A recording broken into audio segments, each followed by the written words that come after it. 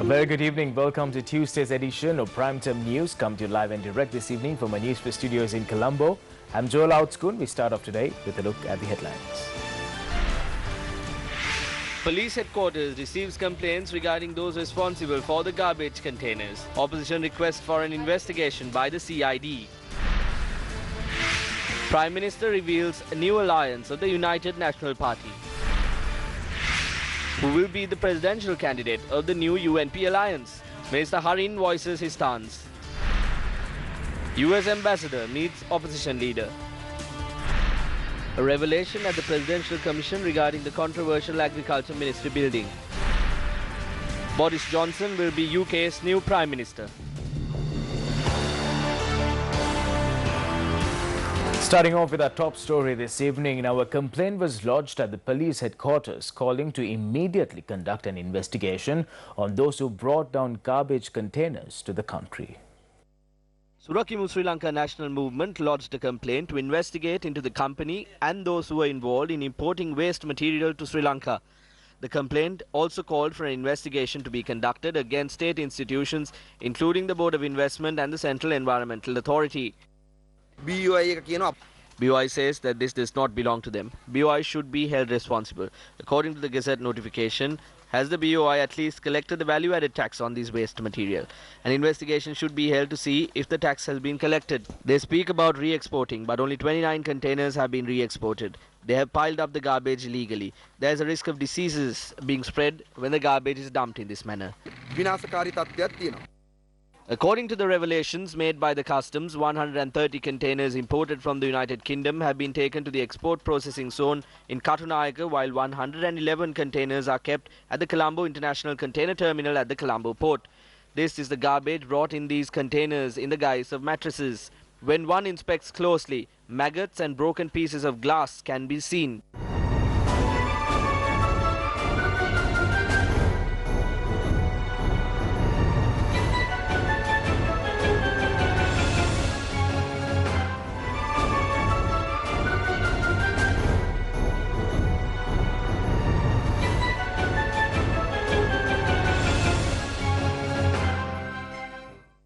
It is questionable if value could be added to these waste material and then be re-exported. The footage here suggests that waste, including toxic chemical waste, could also be included here. Can the authorities confirm that these waste material do not include toxic chemicals? It is common knowledge that people who go into wells that have been shut over a long period of time have even died. Inspecting these containers that were closed for a long period could also be dangerous. Suspicions have also risen that the waste material may include equipment used in hospitals and other clinical waste. It is also questionable if the clinical waste that washed ashore in many areas, including Puttalam, are also what was dumped in seas. Who should be held responsible for the garbage containers under the custody of the customs? The main stakeholder is Haley's Free Zone Private Limited. This company also has the right and legal capacity to enter into agreements with third parties. As per that contract, they had come to an agreement with a company by the name of ETL Colombo Private Limited. A fourth party by the name of Ceylon Metal Processing Corporation Limited was also involved in this. The company that actually imported the consignment of containers has been identified as ETL Colombo Private Limited. ETL Colombo Private Limited කියන සමාගම. Venkadesha Muthuraman. The company is named Vanguard in the UK and it is owned by Venkadeshwara Muthurajan. It is the waste material from the UK that's being brought down to Sri Lanka. The Haley's Free Zone company hands this over to a subcontractor named Ceylon Metal Processing Corporation Private Limited. Who is the owner? Sashi Kumar Muthuraman. We have to find out how he is related to Venkadesha Muthurajan. 130 containers have been imported 12 times with 2,488 tons of waste material. The material is sent back after removing metal and several other things. Is this what you call investment? Investment. This is the bill of lading and other related documents of the containers kept in the port.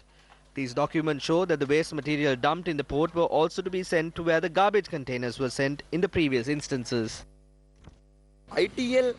ETL company says that they do not take the responsibility. Then the Ceylon Metal Processing Corporation says that they are not involved. Sashi Kumar also says the same thing. Haley's says that it does not involve them. So we ask Haley's, if you say that you are not involved, how is this being kept at a property that you own?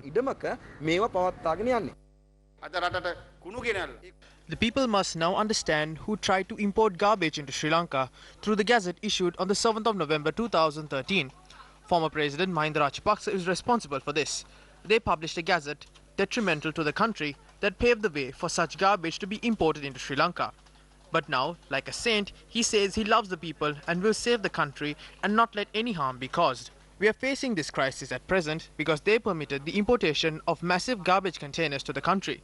It was our government that found out that imported garbage for the purpose of re-exporting remained in the country, causing damage to the environment.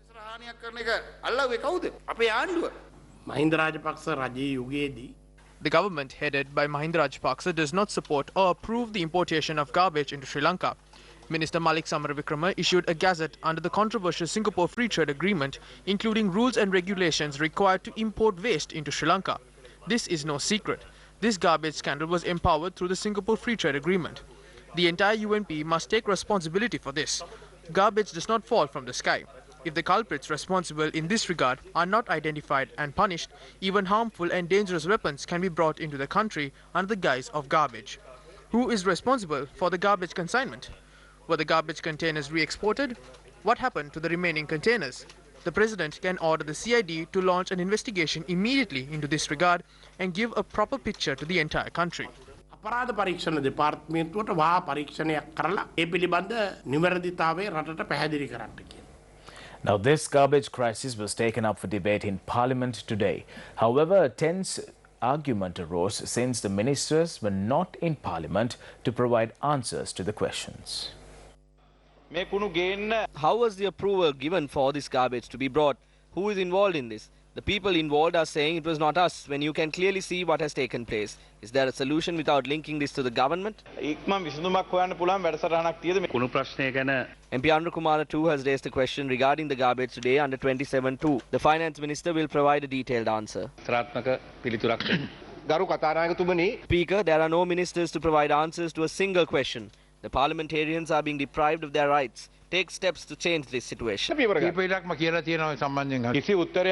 The ministers cannot provide an answer. They are speechless against the questions that we raised, and they are outside. They do not take their seats in the parliament. They are eating. Even if you are not going to provide a solution to this issue, you should have come and provided answers. This was raised last Friday. Even after raising this, they have been unable to provide a statement. It seems like there are facts here that you are trying to conceal.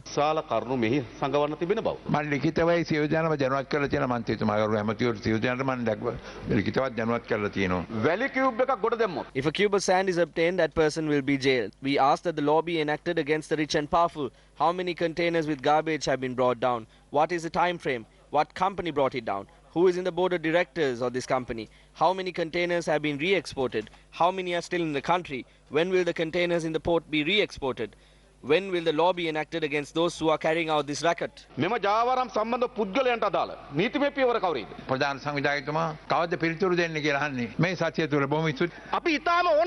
are the companies involved not being revealed? Why is the law not being enacted against them? Why are they not being questioned? From the way the government is acting, one can see that there is an involvement. The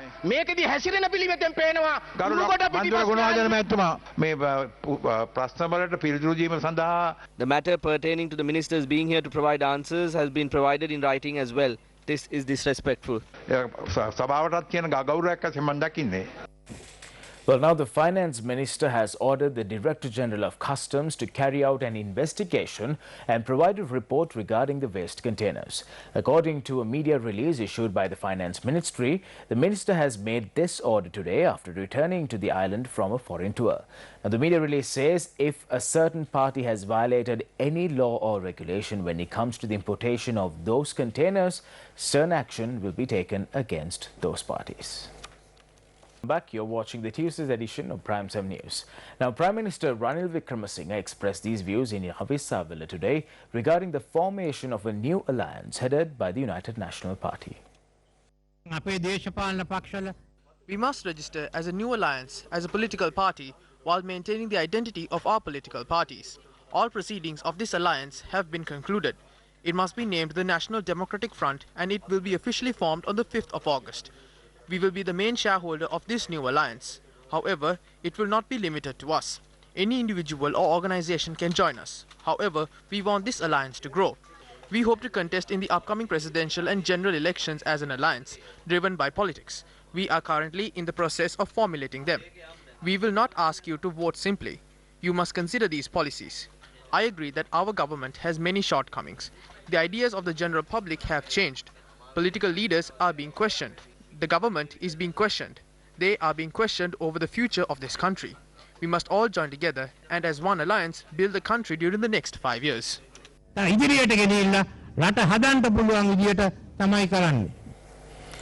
A group meeting of the United National Party was held last night. Now, journalists questioned several ministers and MPs on the discussion held.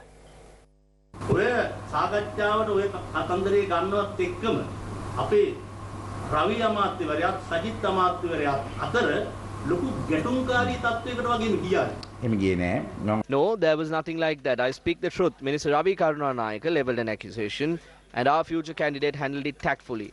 And after that, everyone dispersed without an issue. There was no issue. Our candidate has the majority support. The Prime Minister and all of us told Minister Ravi Karunanayake and Minister Sajith Premadasa that there can't be problems in the future and that we have to move forward as a party. We believe that in our party, the President and the Prime Minister won't be brothers.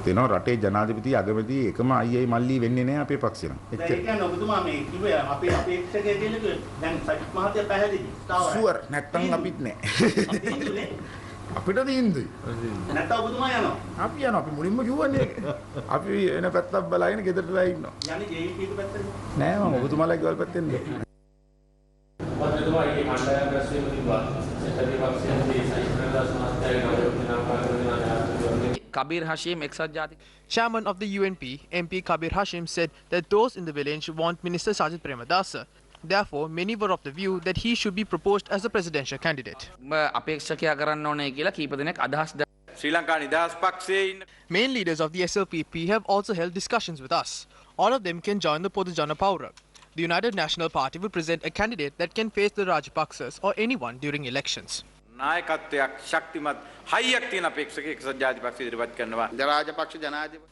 Mahinda Rajapaksa is straightforward, he can say that he will present Gotabaya Rajapaksa. We all know that he wants to present either his wife or his son. We know that the people of this country will not want the Rajapaksas to reign again. General Secretary of the Sri Lanka Freedom Party expressed the following views regarding the presidential candidacy during a media briefing today.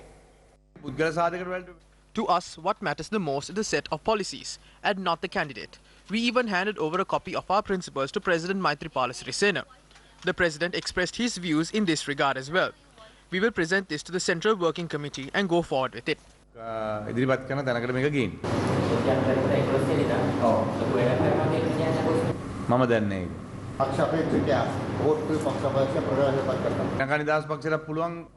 SLFP too can announce its presidential candidate on the 2nd of September. We do not have to rush to announce the candidate. We must first join hands and strengthen our alliance. After appointing the leader, we cannot win instantly. We too must try to form an alliance and propose a leader for it. We have no issue. We believe the present president, together with the former president, will discuss this matter with fellow leaders of the party.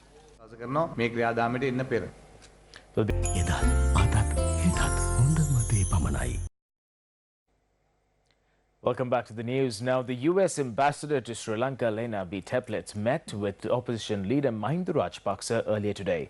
The meeting was held at the official residence of Mahinda Rajapaksa, situated in Vijayarama. According to the office of the opposition leader, the duo had engaged in a cordial dialogue for about 20 minutes.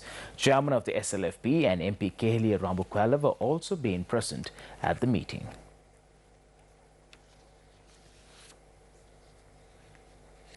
On to more news this evening now. Kiren Sapiridayak, a national program aims at providing a pack of liquid milk to every child, was held at the Kajugaswata Shadrodra Vidyalaya in Nivitigala Ratnapura today.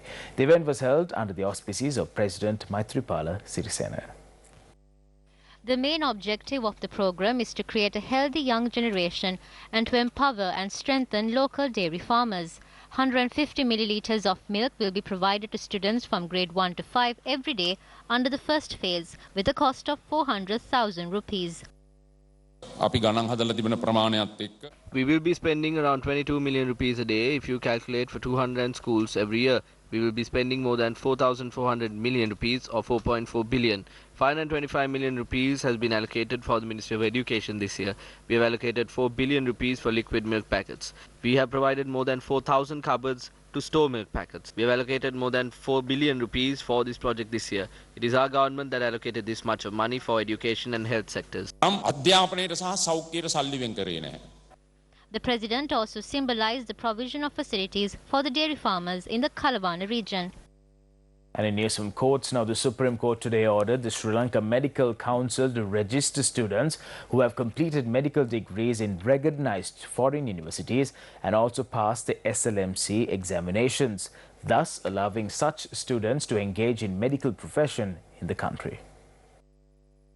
The order was handed over after examining a fundamental rights petition filed by 16 medical graduates who the SLMC had rejected to register, although they had completed their degrees in foreign universities and also passed the subsequent examination held by the SLMC. The petition was examined by Supreme Court Justices Prasanna Jayawardena, LTB Dehidenia and Murdu Fernando. The Supreme Court further ordered the SLMC to register the relevant degree holders within a period of 30 days and also ordered the SLMC to take the relevant steps to enroll the students for internships. Now, details regarding the agreement of rent on which the building which houses the Ministry of Agriculture was obtained were revealed today at the Presidential Commission of Inquiry appointed to probe fraud and corruption from 2015. The details were disclosed by Attorney-at-Law Kanishka Gunawardena, who provided assistance to draft the agreement of rent. Therefore, a rent of 21 million rupees per month will be paid for the first 2 years, while it will be increased to 23 million rupees per month from the third year onwards. It was further mentioned at the Presidential Commission of Inquiry that the respective building had been acquired on rent based on a cabinet paper submitted by Prime Minister Ranil Wickremesinghe. The rent agreement had been signed between the former Secretary of the Ministry of Agriculture B. Vijay Ratna and on behalf of the company a member of the board of directors Upali Jayasinghe and actress Sabita Pereira. It was also revealed following the acquisition of the building on rent basis, the Ministry of Agriculture had spent 466 million rupees to furnish the building. Now, the police has decided to commend an individual who provided information about the terror group involved in the April 21st attacks. The acting IGP instructed to appreciate the service rendered by this individual after this is highlighted by the President. This person has provided two important clues to the police. Based on a tip, on the 26th of April, a house in Samanture was raided with explosives. Again on the 26th, more explosives were found in a house in Nindur, Samanture. Acting IGP has approved to award 2.5 million rupees for each information he provided. This is the highest amount awarded by the police to a civilian of this country. Now,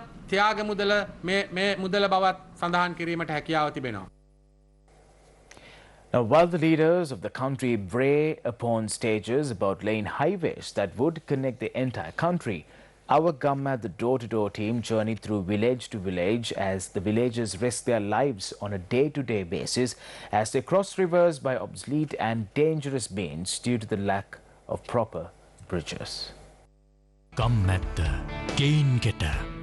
The children in Egoda Valeboda Gallenakanda in Ratnapura have never witnessed a school van.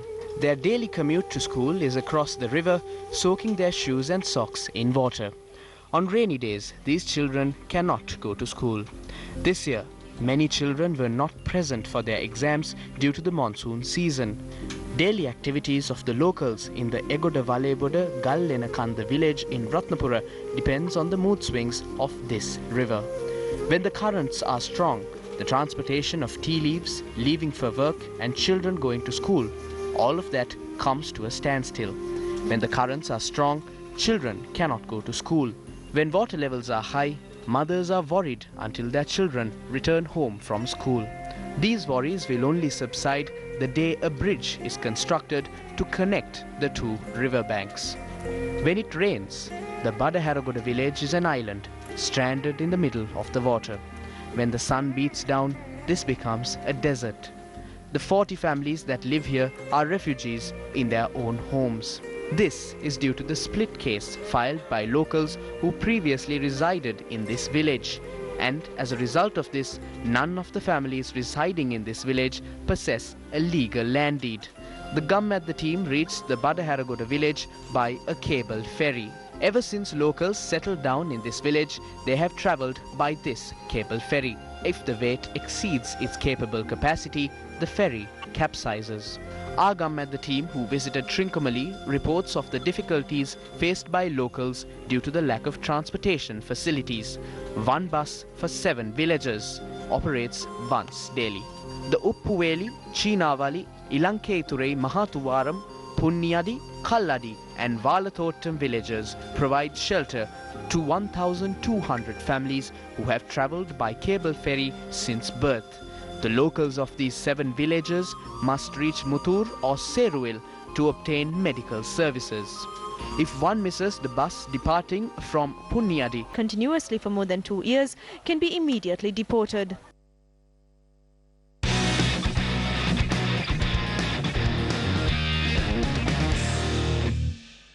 In sports, the 24th World Scout Jamboree is currently taking place in the United States of America. The World Scout Jamboree is an educational event that brings together the world's youth to promote peace and mutual understanding and to develop leadership and life skills. 45,000 scouts, their leaders and the IST from 167 countries convened for this world event. This year's Jamboree is organized by the United States of America, Mexico and Canada. Over 130 Sri Lankan scouts, akelas and leaders are attending this year's Jamboree. Well, with that, we wrap this edition of Primetime News. Thank you very much for stopping by. If you missed out any stories, simply log on to our award-winning website. That is www.newsfirst.lk. I'm Joel Outskun. Take care. Good night.